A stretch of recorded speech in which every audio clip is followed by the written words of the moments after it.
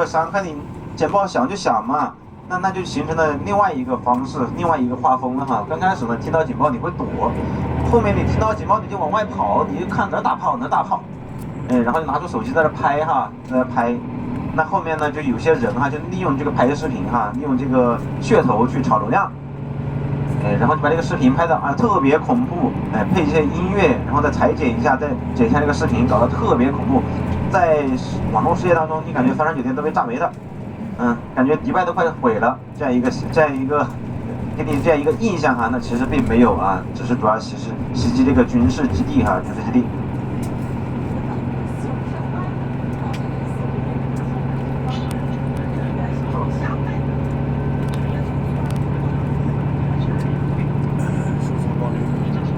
然后就有很多人去拍这个视频啊，在网上进行宣传。后来呢，阿联酋就出台了法律哈，就不能拍。如果你硬要拍怎么办呢？会对你罚款5万迪纳姆，监禁3年哈，监禁3年就是罚你10万人民币，然后把你在阿联酋关3年，再让你出去哈，涉及违法啊，不能乱拍的哈，不能乱发的。第一个呢，它有很多的反导弹设施啊，反导弹设施，他们在这边有很多地方都是有这个防空导弹的，这一个基地的。如果你把这些拍照、视频上传到网络上面，伊朗或者其他国家，他就知道了你这个反导弹基地在哪里，他直接对你的导弹基地、反导弹基地进行轰炸，那就会比较危险。因为阿联酋的导弹拦截率非常非常高哈，非常非常高，95%以上的导弹都拦截出来了，都拦截到了，只有少量的无人机没有拦截到，因为那个玩意儿太烦了哈，太烦了，太多了，它一共有2900多次哈，2900多次。被轰炸，导弹啊，巡航导弹啊，然后还有这个无人机，无人机是最多的，这是最烦的，也是最费钱的哈。就像昨天大家说了，400万美金一个，你想一下，2900多个，它得发多少枚导弹？有的时候不只是发1枚导弹，发了好几枚导弹去拦截的哈。那大概战争就是这么回事就平常心嘛，就是一点事儿没有，我们感觉就是好玩真的是好玩不要被一些舆论啊或者一些不实的消息、视频带偏哈。那关于这边的诈骗呢，其实是从2020年开始的哈，也就是我们那一年戴口罩的那一年哈，戴口罩那一年。那当时的时候，2020年也是有很多的中国人做旅游行业的呀，做酒店行业的，做服务行业的离开阿联酋这个国家，也是因为这个疫情的一个原因，但也有很多人留在这个地方哈，成了第一批中国人感染这个疫情的哈，在海外。那像这样一个情况下，中国呢就做出了一个这个关闭国门的暂时性关闭一下国门哈，这样一个举措哈，所以中国人是无法再流入到阿联酋的，很难流出来哈，很难流出。那这个时候呢，阿联酋一下涌入了将近是10万华人就是20年哈，一下涌入了10万华人。那个时候中国人是无法出境的哈，基本上是在大陆的无法出境，除了你有特殊申请、特殊情况，一般都是无法出境的。你说怎么来的这10万的华人呢？大家猜一猜，他们从哪里来呀？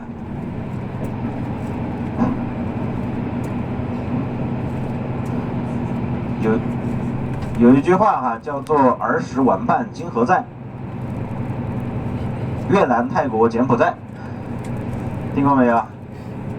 就是从这些人哈，这些华人就是从这个地方过来的，东南亚地区，然后一下涌，因为那段时间的话，东南亚地区也是诈骗不好做哈，开始想着向其他地方去转移。因为在最早的时候，中缅啊、中泰已经准备在联合绞杀，他们也是收到消息哈，就是地位不稳嘛，所以这些大哥们哈，准备往外去转移。那迪拜这个地方呢是一个免签的国家，所以很多人就往这边来哈，加上这边又有钱，来这边做诈骗。当时陆陆续续进来1年之内哈，涌入了10万多人。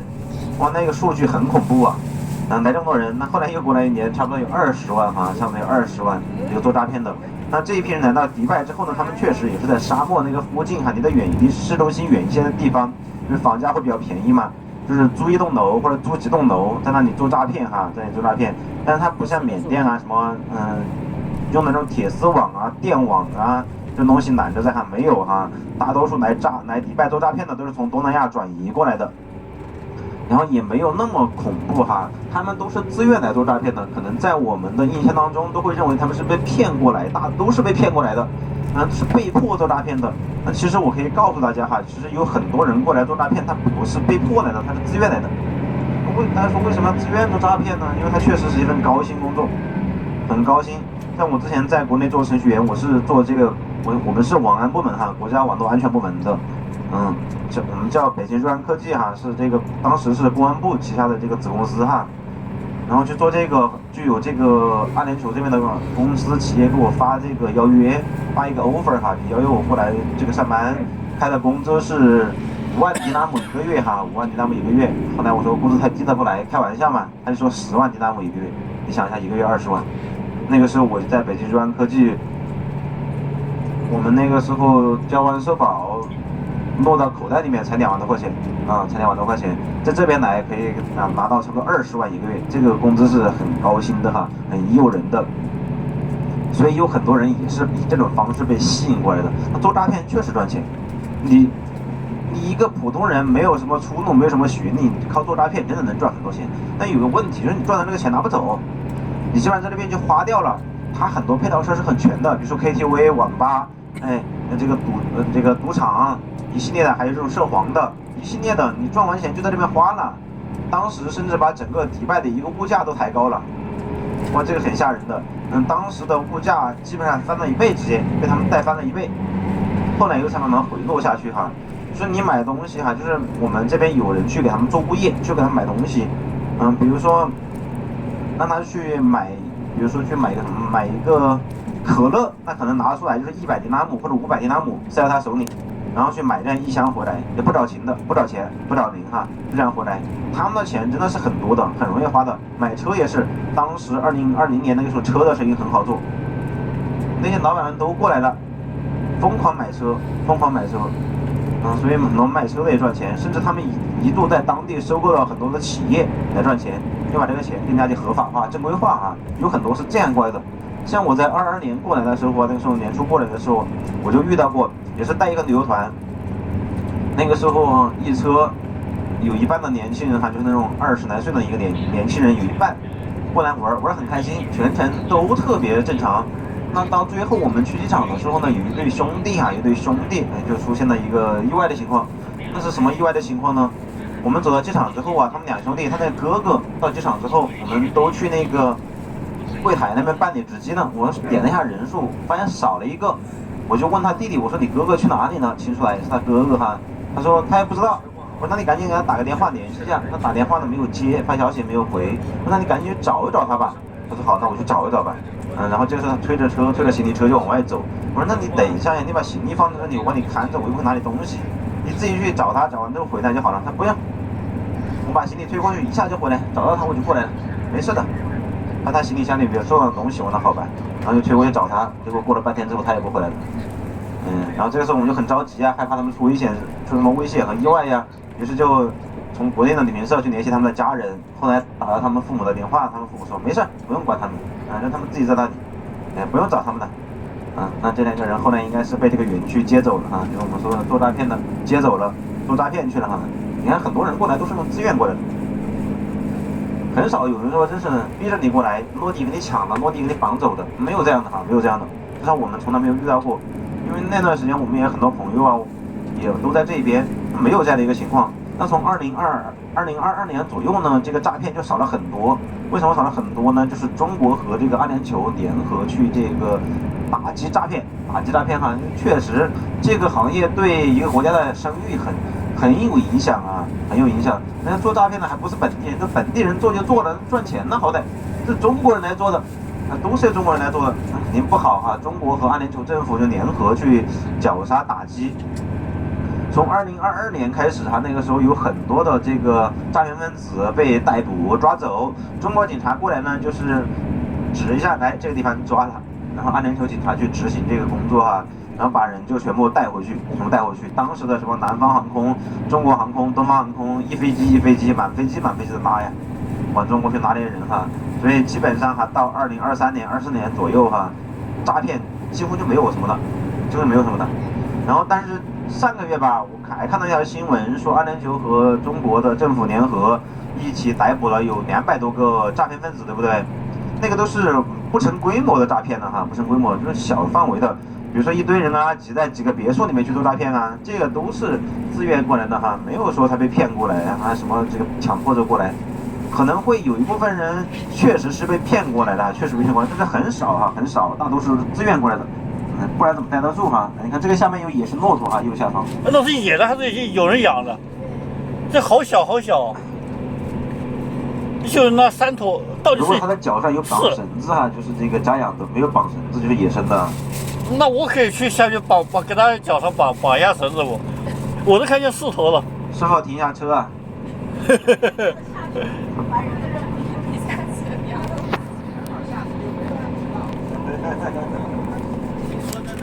诈骗很好赚钱。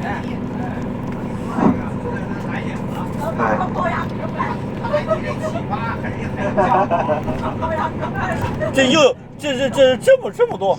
周一到机场发现少一人儿。这个是收不准的，收不准啊。不要紧，我不知道，我数学不好，多一个少一个数不出来。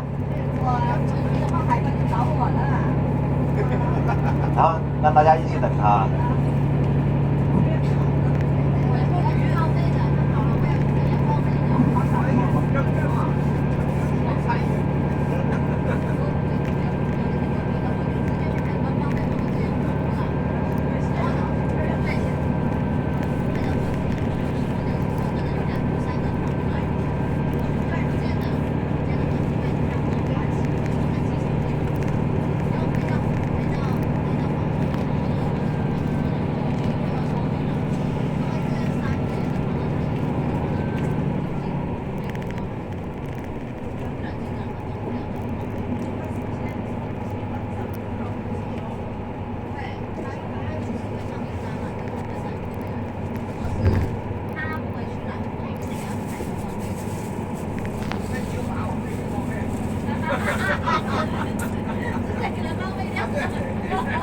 先报备，报备之后他又回来了，这样。回来之后的话，他又去跑去了。杨导，这骆驼哦，骆驼多少钱一头？这里买骆驼。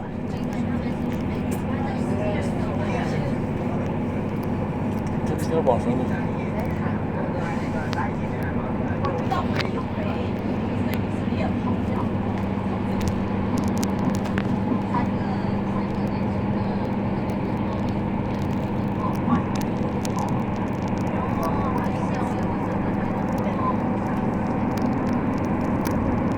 很正常啊，很正常哈，真的是很多都是自愿做诈骗的。他回国就会被逮回去，会说，哎呀，我是被骗过去的，我真的不知道啊，被逼过去的。他这么说，其实可以避免这个法律的一方面的一些制裁嘛，就是至少你不是主动的，对不对？你是被迫的，这个时候法律的惩罚会轻一些嘛，会谅解一些，还会谅解一些。然后你也向社会传达了一个信息，就是你是一个受害者。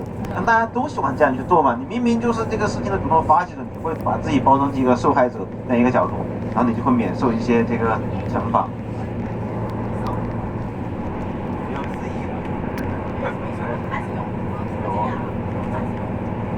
反正有很多这样过来做的哈，那我就是我给大家传达的这个东西哈，那个诈骗确实很可怕，因为把你的钱不知不觉就给你卷没了。所以大家一落地我就提醒大家不要去接这个陌生人的电话，不要去下载软件，不要去点击链接，去保障您的财产安全。但是我没有说你的人身会出什么安全哈，就没有这样去讲这个事情。因为阿联酋它本身就是一个很安全的国家，这也是个很守法律的国家。就是我告诉你一点嘛，你现在东南亚国家，你这个做诈骗的，我们叫猪仔，对不对？这个猪仔哈从园区跑出来了，跑到外面去，你报警，警察会把你抓起来，再把你送回园区，对不对？这是大家在新闻里面可以看到的东西。但你在阿联酋它不会有这样的。为什么在东南亚可以呢？就是园区会给这些警察，就是你送回来一个猪仔，我给你200美金、500美金，对吧？跟你有利益，你才会给他送回来，不然你给他送回去干嘛呢？但是你在阿联酋，都是所有的警察都是本地人，你拿个300-500美金，人家一看你，哥们儿，你打发要花子也不是这么打发的，300-500美金你逗谁呢？谁稀罕你这个钱啊？对吧？他违背他的信仰做这样的事情，他都不愿意做这样的事情，人家是讲法律。守法律的，那警察是依法办事的，不是说所有警察都是只图财的，对不对？而且这些还有宗教信仰，所以很少有人跑的，谁会去跑呢？就是你那种那你为什么会挨打？又不听话，然后你能力又不行，让你打个电话，你也说不清楚，骗也骗不到，那你干嘛你也不听，然后你自己能力不行，有时候还受点这个，比如说那你没饭吃，没饭吃你还一起去挑唆其他的人，然后跟你成立一个小团伙、小团队，一起来反抗这个大组织，那怎么行呢？那谁会容忍你这样的？就大家的企业里面也是这样的呀，有一个人办事又不行，还带头在挑刺儿，跟你对抗反抗，甚至搞了一个小团体，那你说你弄不弄他嘛？那电棍不上你的身上谁的身？你不挨打谁挨打，对不对？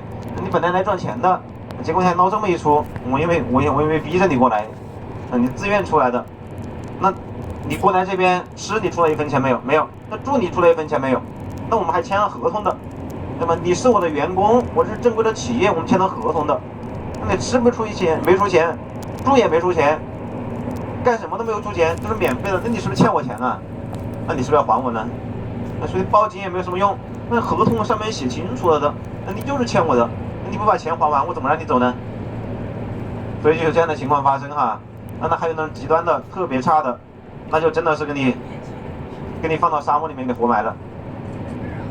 对呀，哪儿都有啊，那就直接给你活埋了。但是你说把你那个器官拿出去卖，你都被折磨成什么样了？你那个器官真就那么好，非要卖你的器官吗？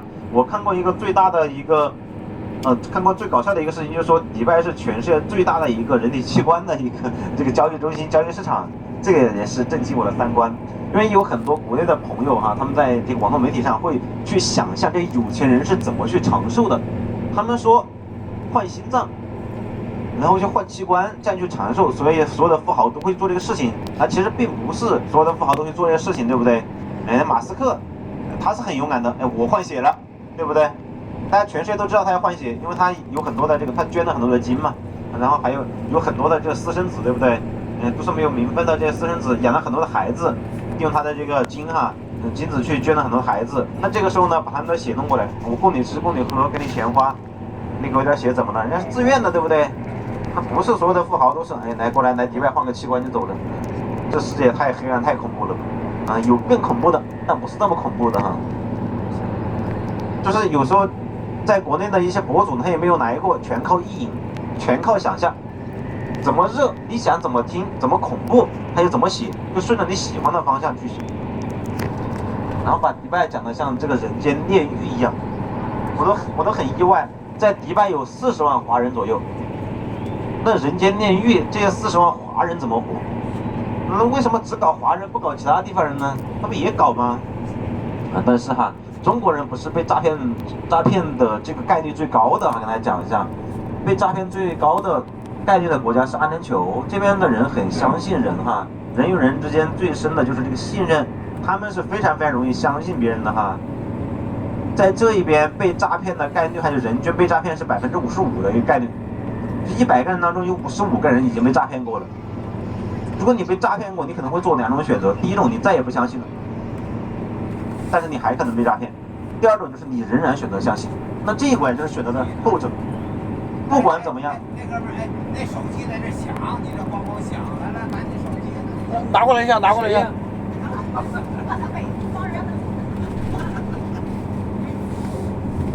高兴。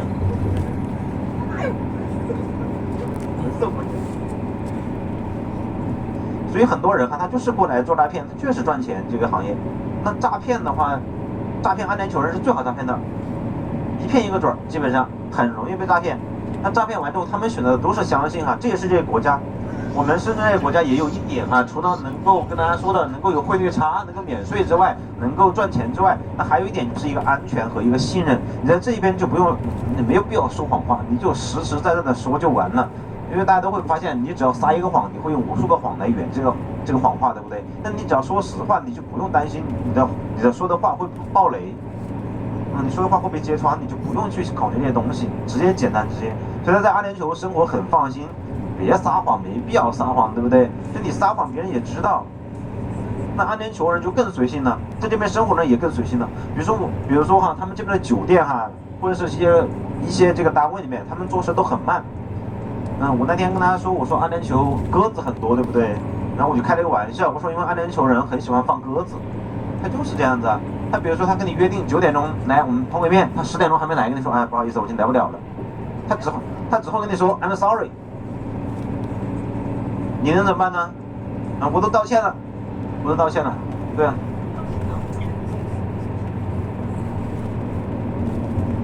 上帝会原谅他呀。上帝是不是只负责原谅？上帝还可以惩戒啊，是上帝也可以惩戒的。所以啊，他们有时候你就是给你这种方法，他都不去骗你，说编个理由，哎，我为什么要迟到了呀？是突然有个什么事情啊？怎么地啊？很重要啊？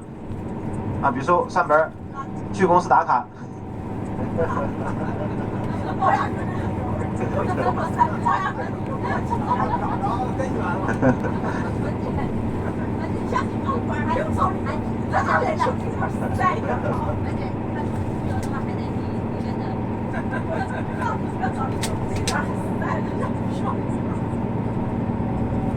就你会觉得很舒服哈。